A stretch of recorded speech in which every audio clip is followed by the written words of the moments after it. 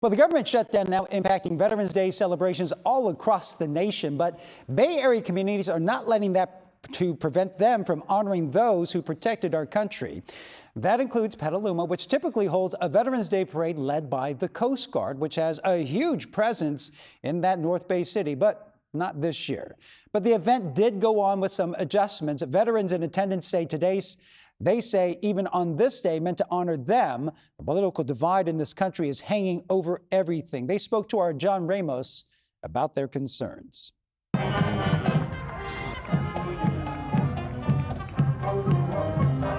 Petaluma has always had a special place in its heart for the veterans, and people turn out in droves to cheer for local vets as they pass by in a seemingly endless line of cars. Biggest veterans parade. It's cool. You come out here, the people on the side of the road are great. You know, all the flags.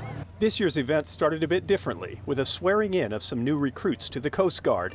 That was considered an essential mission, so it went off as planned. But because of the government shutdown, they were not allowed to march in the parade, an activity considered a non-critical mission. Instead, the volunteer Coast Guard Auxiliary led off the parade. Congressman Mike Thompson said he was unaware that the government's shutdown was having that kind of effect on the parade. That's kind of ridiculous because they're already here, they're already working, and they want to be part of this. And this is our community saying thank you to veterans. But while everyone marched under the same flag and with a common desire to honor the veterans, that was where the unity seemed to end.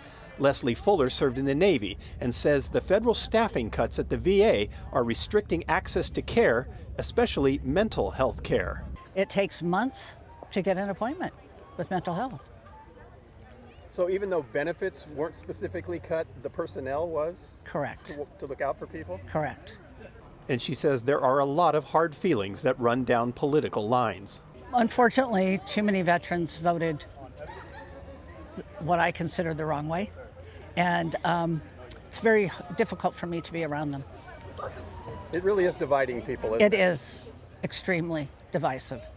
Rick Dunham is a Vietnam-era veteran who supports President Trump and said he was surprised to hear about the issue with the VA. I kind of was under the assumption that it was going to get better with the new president, and they were supposed to put more emphasis on the veterans, you know, and I don't know if he's done that yet. But were you hopeful that that would happen? Oh yeah, yeah. Many people were reluctant to discuss the political tension, and for good reason. Feelings are running hot and just below the surface.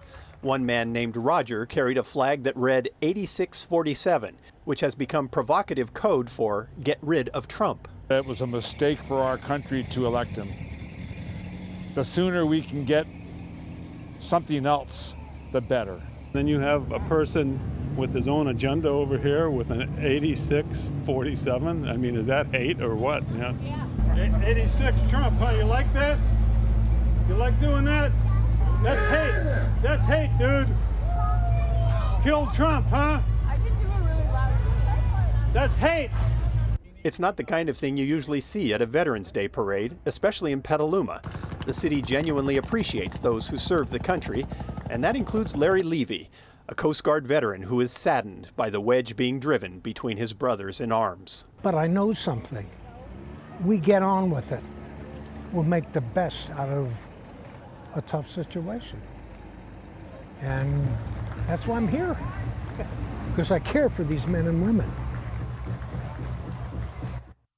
And that parade in Petaluma officially began in 1986.